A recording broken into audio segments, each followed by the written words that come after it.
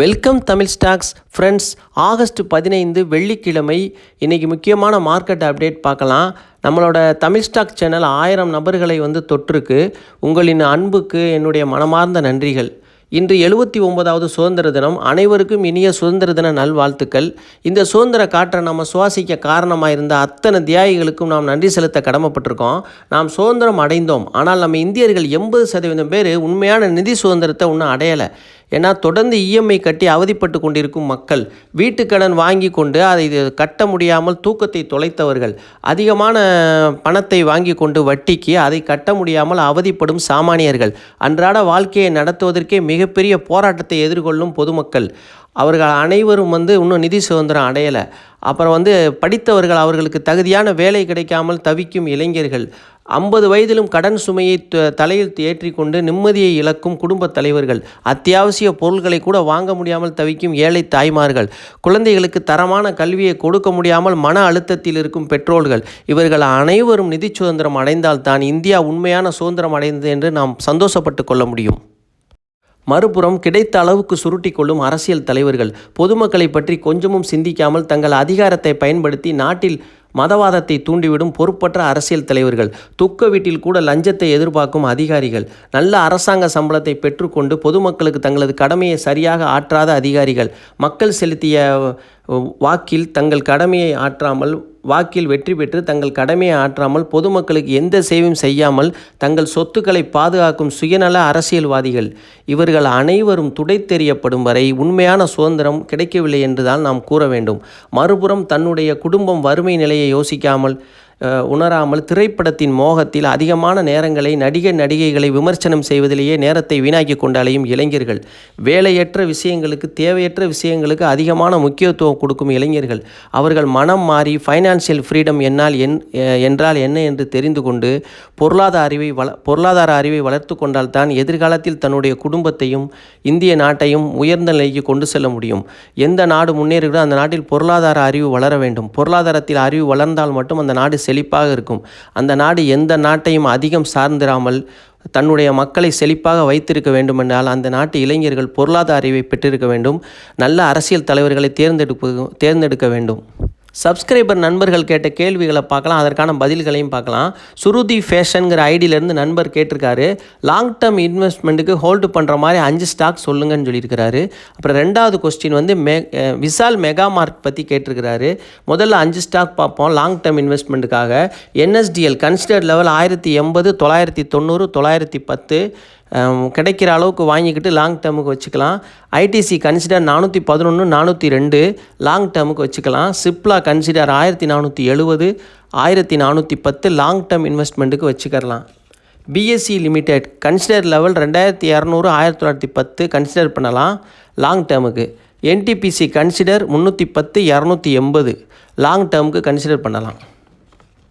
Vishal mega மார்ட் பார்க்கலாம். Stock high 155 ரூபா வரைக்கும் போயிருக்கு. லோ 95 ரூபா வரைக்கும் கீழே வந்திருக்கு. க்ளோசிங் 146 க்ளோஸ் ஆகிருக்கு. BE ratio 132, sector BE 103, book value 12 time அதிகமாக இருக்குது.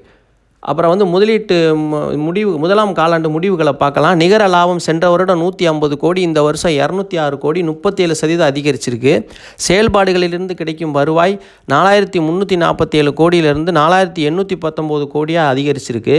12 கடைகளை நார்த் இந்தியாவில் புதுசாக திறக்கிறாங்க. மோர்கான் ஸ்டான்லி 161 ரூபா வரைக்கும் போகும்னு சொல்லி டார்கெட் கொடுத்துருக்குறாரு. ஃபைனான்சியல் ரிசல்ட் நல்லா தான் இருக்குது. நிறுவனம் ஆண்டுக்காண்டு 21% வளர்ச்சி அடைஞ்சிருக்கு.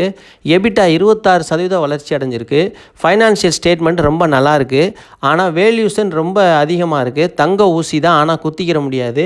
கொஞ்சம் கவனமாக இருங்க. வேல்யூஷன் அதிகமாக இருக்கும்போது நல்லா அப்புறம் இறங்கும். கன்சிடர் ப்ரைஸ் இப்போ என்னென்னா, இதை வேல்யூஷன் அதிகமாக இருக்குது, நல்ல ரிசல்ட் இருக்குதுன்னு சொல்லி மக்கள் எல்லாம் போய் வாங்குவாங்க. இப்போ நல்ல உச்சத்தில் போகவும் பெரிய இன்வெஸ்டர் என்ன பண்ணுவாங்க, விற்றுட்டு வெளியே அமைதியாக இருப்பாங்க, அடுத்து வாங்கிக்கலாம் இறங்கினாண்டு. அந்த மாதிரி ஆகும்போது 170, 180 கூட போயிட்டு திரும்ப 120 கிடக்கும். அதனால் கவனமாக இருங்க. இப்போ நமக்கு வேல்யூஷன் சீப்பாக இருந்தால் தான் நம்ம வாங்கணும். நல்ல நிறுவனமாக இருந்தாலும் அதோட மதிப்புன்னு ஒன்று இருக்குது. கன்சிடர் ப்ரைஸ் 121 தான். 2வது 109 லாங் டேர்ம் இன்வெஸ்ட்மெண்ட்டுக்கு வச்சுக்கலாம். நிறுவனம் நல்லா தான் இருக்குது. அவென்யூ சூப்பர் மார்க்கெட்லாம் பார்க்கும்போது இது கொஞ்சம் நல்லா தான் இருக்குது. டிமார்ட்டை பார்க்கும்போது இது ஓகே. இப்போ டிவிடெண்ட் எதுவும் கொடுக்கல, இனிமேல் கொடுப்பாங்களான்னு தெரில, புதுசாக ஐபிஓவில் வந்ததுனால பார்த்துக்குருவோம். அடுத்த கேள்வி கலர் அப்படிங்கிற ஐடியிலேருந்து நண்பர் கேட்டிருக்கிறாரு. நண்பரே, ஒரு ஸ்டாக்ஸ் நம்ம வாங்கும் போது அதுக்கு வந்து ஸ்டாப் லாஸ் எப்படி செட் பண்ணுறது அப்படின்னு கேட்டிருக்கிறாரு. நண்பரே, லாங் டேர்முக்கு ஸ்டாக் நீங்கள் வாங்கினீங்கன்னா ஸ்டாப் லாஸ் போட வேண்டியது வராது. ஏன்னா நீங்கள் நல்ல நிறுவனத்தை தான் லாங் டேர்முக்கு வாங்குவீங்க. அது எவ்வளவு கீழே போனாலும் அதை பற்றி நம்ம கவலைப்படக்கூடாது. அது வந்து 50% கீழே போனால் கூட நம்ம ஆவரேஜ் பண்ண தான் முயற்சி பண்ணணும் ப்ரைஸை. ஏன்னா அது நல்ல நிறுவனம், நமக்கு தெரிஞ்சு தான் வாங்கியிருக்கோம். அது வந்து நீண்ட கால நோக்கம். குறைஞ்சது 5 வருஷம் 10 வருஷத்துக்கு நல்ல நிறுவனமாக நம்ம தேர்ந்தெடுத்து வாங்கணும். அதனால் நம்ம வந்து லாங் டேர்ம் இன்வெஸ்ட்மெண்ட்டுக்கு ஸ்டாப் லாஸ் போட வேண்டிய அவசியம் வராதுன்றது என்னோட கருத்து. அப்படி போடனாலும் அதுக்கும் போட்டுக்கலாம், அதுக்கும் உங்களுக்கு அனுபவத்தில் அந்த பாடம் கிடைக்கும். அது சொல்லித்தந்து வராது அது மாதிரி. அப்புறம் வந்து இன்ட்ராடேயை பார்க்கும்போது இன்ட்ராடேயை பற்றி நாம் வந்து பேசுகிறதில்ல. ஏன்னு கேட்டால் அது வந்து சூதாட்டமாக நம்ம கருதுகிறோம், அதனால் அதை பற்றி பேசுகிறதில்ல. ஸ்விங் ட்ரேடிங் 1 மாதத்துலேருந்து 5 மாதம் வரைக்கும் நம்ம வந்து வாங்கி விற்கிறத நம்ம பயன்படுத்திக்கலாம். அதை பற்றி பேசலாம். நண்பரே, பெரும்பாலும் பங்கு விலை உச்சியில் இருக்கிறது, அப்புறம் வேல்யூஷன் அதிகமாக இருக்க பங்குகளில் நம்ம ஸ்விங் ட்ரேடிங் பண்ணுறது ஆபத்து. ஏன்னு சொன்னால் அது உச்சியில் இருக்குது, அது எப்போ கீழே வரும்னு சொல்ல முடியாது. நீங்கள் வந்து எல்லா இண்டிகேட்டர் பார்த்து எல்லாம் பார்த்து ஒரு ஸ்டாக்கை வாங்கியிருக்கீங்கன்னு வச்சுக்கிறோம். எக்ஸாம்பிளுக்கு இண்டிகேட்டர் எல்லாம் பார்த்துட்டீங்க, எல்லாம் ப்ராப்பராக இருக்குது, எல்லாம் மூவிங் ஆவரேஜ் எல்லாம் சரியாக இருக்குது, வாங்கிட்டீங்க. 2 நாளில் கம்பெனியில் உள்ளே இருக்க ஒரு பிரச்சனை உங்களுக்கு தெரியல, வெளியில் வருது அந்த பிரச்சனை. உங்கள் இண்டிகேட்டருக்கெல்லாம் வேலை இல்லாமல் போயிடும், எல்லாம் டோட்டலாக விழுந்து எல்லாம் கீழே வந்துடும். இது வந்து நம்ம செய்ய முடியாது, தெரியாது, நமக்கு எதிர்பாராத விஷயங்களில் என்ன வேணாலும் நடக்கும். அதனால் அதுவும் நம்ம உறுதி சொல்ல முடியாது. இண்டிகேட்டரை பார்த்து வாங்குறது அதெல்லாம் வந்து அவ்வளோ அக்யூரேட்டாக எதுவுமே சொல்ல முடியாது. அப்போ நம்ம எப்படி அதை வாங்கணும் அப்படின்னா, எனக்கு தெரிஞ்சதை சொல்கிறேன். நான் அனுபவத்தில் கற்றுக்கிட்டது. இப்போ வந்து நம்ம வேல்யூஷன் ஓரளவுக்கு நல்ல கம்பெனியாக ஃபஸ்ட்டு தேர்ந்தெடுத்துக்கிறணும். எல்லா கம்பெனிலையும் போய் ட்ரேடிங் பண்ணக்கூடாது, அதை தவிர்க்கணும். நல்ல நிறுவனத்தை ஃபஸ்ட்டு தேர்ந்தெடுக்கணும். அது வந்து சராசரியாக நல்ல வருமானம் கொடுத்துருக்கான்னு பார்த்துக்கிறணும். எதனால் அது இறங்கியிருக்கு அப்படின்னு பார்த்தா, அது வந்து நல்ல நிறுவனமாக இருந்தால் தான் இறங்காதே. அப்போ எப்படி அதை ஸ்விங் ட்ரேடிங் பண்ணுறது அப்படின்னா, அது வந்து ஏதாவது இப்போ வந்து ரிசல்ட்டு போன காலாண்டில் குறைச்சி கூட கொடுத்துருக்கோம், இந்த காலாண்டில் கொஞ்சம் குறைஞ்சிருக்கும், ஆனால் நஷ்டத்துக்கு போயிருக்காது. இந்த மாதிரி நிறுவனம் என்ன பண்ணுவாங்கன்னா, இன்னும் அவ்வளவு எதிர்பார்த்தோம் ரிசல்ட்டு, காசு இது லாபம் இப்போ குறைஞ்சிருச்சுன்னு சொல்லி செக்யூரிட்டியெல்லாம் வந்து டவுன்கிரேட் பண்ணுவாங்க. ஏன்டா அவங்க எதிர்பார்த்த அளவுக்குலாம் கொடுக்கணுன்ற அவசியம் இல்லை கம்பெனி. அது எவ்வளோ அந்தந்த சூழ்நிலையை பொறுத்து மாற்றங்கள் ஏற்படும். அவங்க வந்து ஜூன் குவார்ட்டரில் நாங்கள் வந்து 10,000 கோடி எதிர்பார்த்தோம், அவர் 10,000 கோடி குறைஞ்சிருச்சும்பாங்க. அப்போ வந்து அது குறைஞ்சி தான் இருக்குது, லாபத்தில் தான் குறைஞ்சிருக்கு, அது வந்து நஷ்டத்துக்கெலாம் போகல. அப்படி இருக்க நிறுவனத்தை நம்ம ஃபஸ்ட்டு தேர்ந்தெடுத்து வச்சுக்கிறோம். அந்த சூழ்நிலையில் அந்த நிறுவனம் வந்து இறங்கும். உங்களுக்கு இப்போ வந்து கிடச்சிருச்சு, நம்ம கம்பெனி கிடச்சிருச்சு, ஸ்விங் ட்ரேடிங் பண்ண போகிறோம் அப்படின்னு சொன்னால், அது வந்து ரொம்ப கம்மியான விலையில் இருக்கிறப்ப அதை வாங்குகிறப்ப அது வந்து இதுக்கு 3 மாதத்துக்கு முன்னாடி என்ன லோ போயிருக்கு அதை பார்க்கலாம். அதாவது இது வந்து சிம்பிளான ஒரு மெத்தடு. நீங்கள் போய் எதுவும் படிக்க வேண்டியதில்லை, பெருசாக ஆராய்ச்சிலாம் பண்ண வேண்டியதில்லை. இது ரொம்ப ஒரு அறிவுபூர்வமான மெத்தடாகவும் இருக்கும் நீங்கள் யோசிச்சு பார்த்தீங்கன்னா. அப்போ ஏற்கனவே வேல்யூஷன் சீப்பாக இருக்க கம்பெனி தான் வாங்கியிருக்கோம், பிஇ ரேஷியோலாம் சீப்பாக இருக்குதுன்னு நமக்கு தெரியும். அதாவது நான் சொல்கிறது பங்கு விலை குறையிறத வச்சு கம்பெனி சீப்புன்னு நம்ம சொல்ல வரல. அதாவது அதோடய வேல்யூஷன், பிஇ ரேஷியோ, பி/பை ரேஷியோ, அப்புறம் அந்த எல்லாம் இருக்குது. ஆனால் லாபம் நல்லா தான் இருந்துச்சு, இந்த குவார்ட்டரில் தான் கொஞ்சம் குறைஞ்சிருச்சுன்ற மாதிரி இது. அப்புறம் சின்ன பிரச்சனைகள் கம்பெனிக்குள்ளே, அதாவது கொஞ்சமாக நாள்லேயே விலகி போகக்கூடிய பிரச்சனைகள் நமக்கு பார்த்தாலே தெரியும். இதெல்லாம் வச்சு தான் அது கம்பெனி இறங்கி நிற்கும். உதாரணத்துக்கு சொன்னால் ஐடிசி வந்து கொஞ்சம் ப்ராஃபிட் கம்மியாச்சு இறங்கி இருக்குது. அதில் கம்பெனியில் கொஞ்சம் பங்குகளை விற்கிறாங்க, பிஏடி விற்றாங்க, அப்படிலாம் இப்போ பார்த்தீங்களா, இந்த காரணத்தினால தான் இறங்கியிருக்கு 20%. இப்படி இந்த மாதிரி ஸ்டாக்கை நம்ம ஸ்விங்க்கு பயன்படுத்துகிறோம், சேஃப்டியாக இருக்கும். சரி, வச்சுக்கிட்டோம்.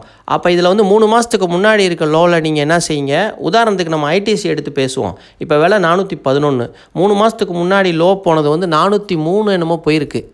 நீங்கள் அதிலேருந்து 404ன்னு நினைக்கிறேன், அதுலேருந்து ஒரு 3 புள்ளி இறக்கிட்டு ஒரு 400 399 கூட ஸ்டாப் லாஸாக வச்சுக்கிட்டு நீங்கள் வந்து ஸ்விங் ட்ரேடிங்கில் வாங்கி வைங்க.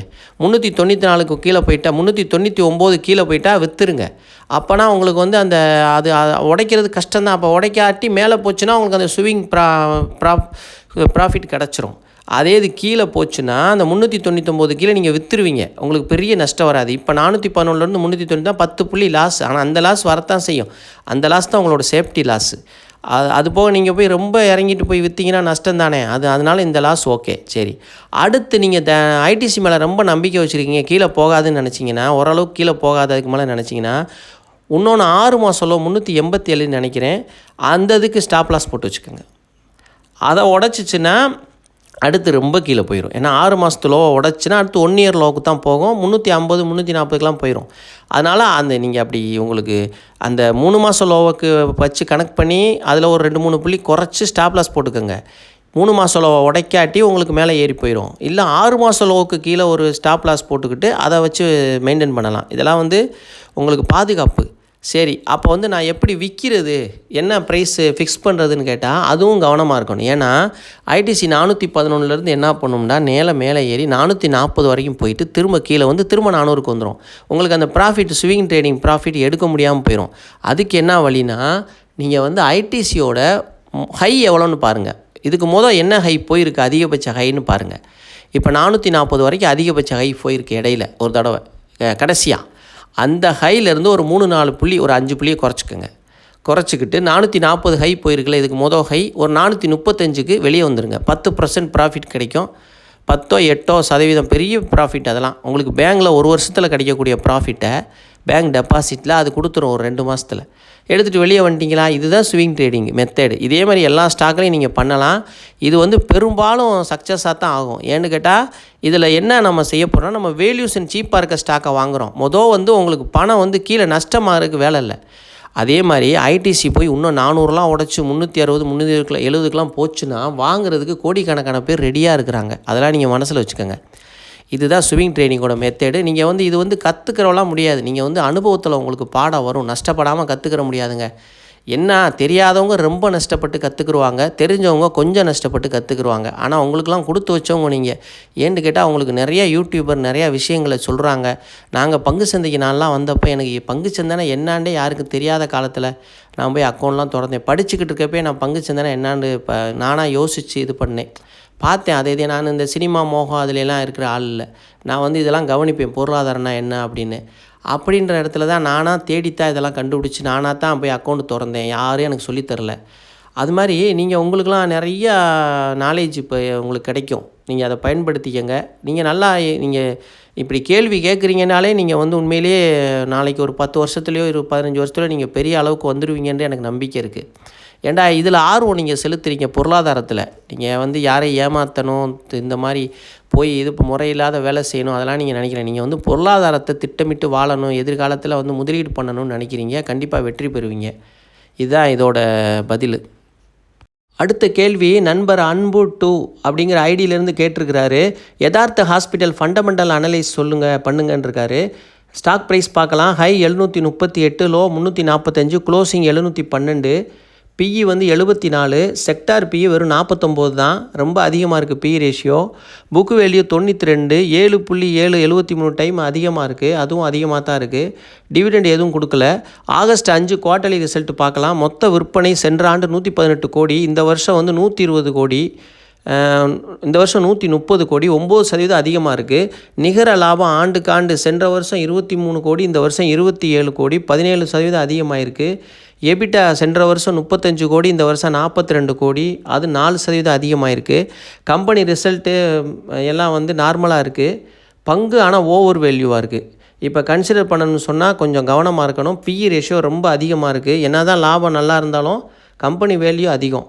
கன்சிடர் லெவல் பார்த்தோம்னா 530 480 இந்த ரேஞ்சு தான். வாங்கி லாங் டேர்முக்கு வச்சுக்கலாம். ஸ்விங் ட்ரேடிங்கும் பண்ணலாம். இப்போ போய் இந்த விலையில் போய் உள்ளே போய் மாட்டிக்கிறாதீங்க. 20% இறங்குறதுக்கு வாய்ப்பு இருக்குது. ரொம்ப கவனமாக இருங்க இந்த பங்கில். அந்த கன்சிடர் லெவலுக்கு வரவும் வாங்குங்க. அப்படி வராட்டி விட்டுருங்க. வேறு கம்பெனிகள் நிறையா இருக்குது, முதலீடு பண்ணிக்கலாம். அப்படி முதலீடு பண்ணணும்னு சொன்னால் கன்சிடர் லெவல் 580 530 முதல் முறை, ரெண்டாவது முறை 480 2 முறைக்கு வாங்கிக்கிட்டு நீங்கள் லாங் டேர்முக்கு வச்சுக்கலாம். இந்த வீடியோ பதிவு இதோடு முடிச்சுக்கலாம். அடுத்த பதிவில் மிஸ்டர் ராதாகிருஷ்ணன் வரதராஜன் சார் அவருக்கும் அப்புறம் ராமகிருஷ்ணன் சார் அவருக்கும் நான் பதில் சொல்கிறேன். அவங்க ரெண்டு பேர் கேள்வி கேட்டிருக்கிறாங்க. அதுக்கு பதிலை அடுத்த பதிவில் சொல்கிறேன். அனைவருக்கும் 79வது ஆண்டு இந்திய சுதந்திர தின நல்வாழ்த்துக்கள். தமிழ் ஸ்டாக் சேனலுக்கு ஆதரவளித்த அனைவருக்கும் மிக்க மிக்க நன்றி.